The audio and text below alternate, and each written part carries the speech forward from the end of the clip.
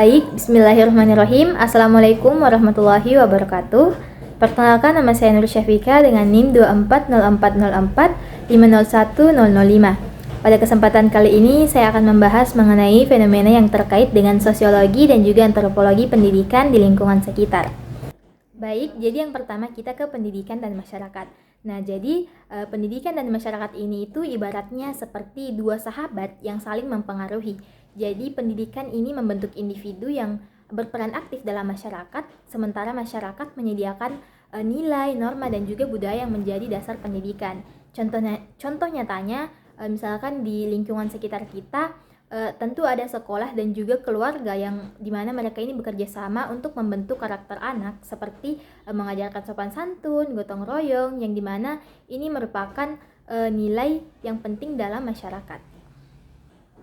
Kemudian yang kedua yaitu sosialisasi dan penyesuaian diri di sekolah. Jadi sekolah ini bukan hanya tempat untuk belajar materi, tapi juga tempat siswa untuk belajar berinteraksi, kemudian menyelesaikan diri dengan aturan dan juga norma-norma sosial. Nah, contoh nyatanya misalkan saya sebagai mahasiswa baru dulu, di mana saya harus belajar beradaptasi kembali dengan lingkungan baru, kemudian dengan teman-teman baru. Jadi ini merupakan proses sosialisasi dan penyesuaian diri yang penting bagi saya agar saya dapat berkembang dan juga saya dapat mengenal mereka, karena mereka adalah teman-teman yang akan saya temani selama 4 tahun di dunia kampus ini. Baik, selanjutnya yang ketiga itu pendidikan dan peranata sosial. Jadi pendidikan adalah salah satu peranata sosial yang menjaga keteraturan dalam masyarakat dengan mentransfer nilai dan keterampilan. Nah, contoh nyatanya dari diri saya sendiri. Jadi selama bersekolah, saya tidak hanya mendapat ilmu mengenai pendidikan, tapi juga mendapat banyak nilai-nilai, misalkan nilai sopan santun, nilai gotong royong, dan lain-lain.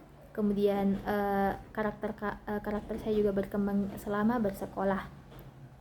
Baik, selanjutnya yang keempat adalah pendidikan dan mobilitas sosial.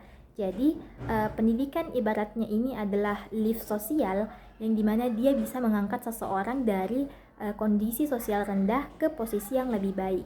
Nah, contohnya dari lingkungan saya sendiri, saya dan keluarga berasal dari keluarga sederhana, kemudian kakak saya menempuh pendidikan tinggi dengan tekun dan baik, sehingga ketika tamat dia menjadi guru dan dia mampu untuk mengubah mobilitas sosial keluarga saya.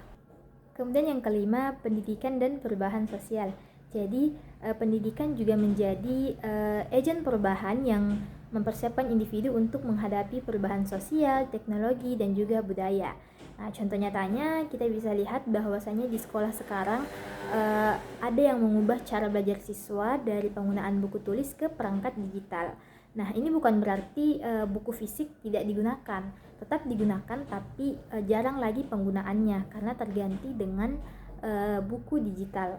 Nah, tapi ini juga mempunyai dampak positif karena dengan penggunaan perangkat digital ini dapat mempersiapkan mereka sebagai generasi berikutnya untuk beradaptasi dengan dunia yang lebih modern.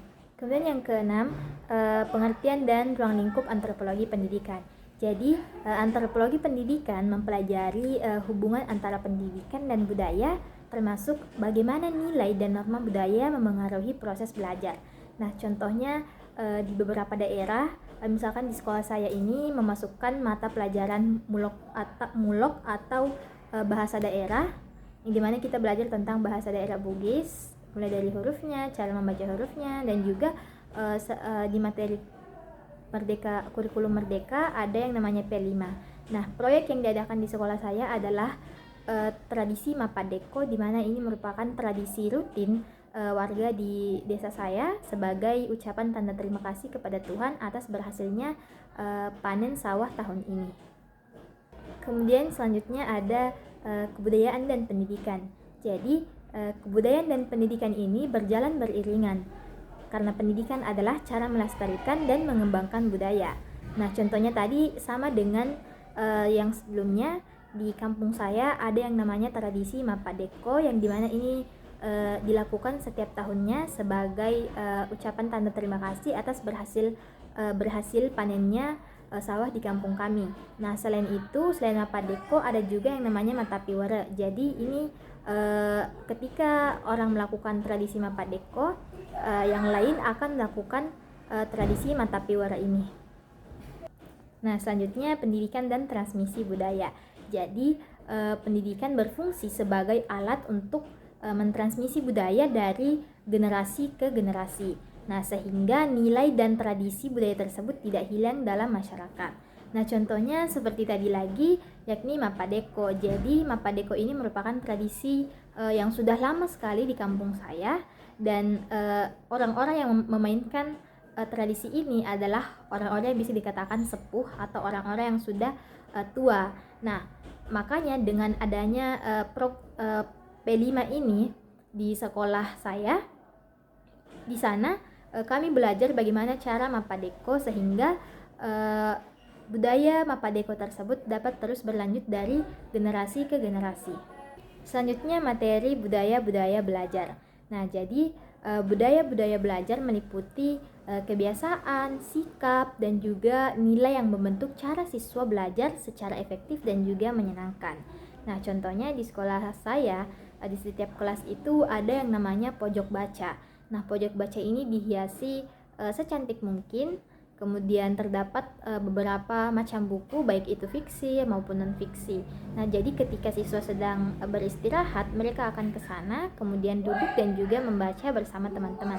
Nah, kebiasaan ini akan membentuk mereka supaya dapat belajar secara efektif lagi. Kemudian yang terakhir yaitu pendidikan multikultural. Jadi, pendidikan multikultural ini mengajarkan siswa untuk menghargai keberagaman, baik itu keberagaman budaya, agama, dan juga suku bangsa. Nah, contoh nyatanya di lingkungan kampus, di kelas kami, di kelas saya, kita ini berasal dari berbagai macam daerah dan juga dengan budaya yang berbeda. Selain itu, kita juga terdiri dari agama yang berbeda. Nah, namun dari sinilah kita belajar bagaimana kita dapat menghargai keberagaman tersebut. Baik, jadi itulah tadi materi mengenai fenomena yang terkait dengan sosiologi dan antropologi pendidikan. Jadi kesimpulannya, pendidikan bukan hanya soal pelajaran, tetapi juga soal bagaimana membentuk karakter dan juga menghargai budaya, dan juga tentunya mempersiapkan kita dalam menghadapi perubahan zaman. Semoga video ini dapat membantu kita, dan mohon maaf apabila ada kesalahan. Sekian dari saya. Wassalamualaikum warahmatullahi wabarakatuh.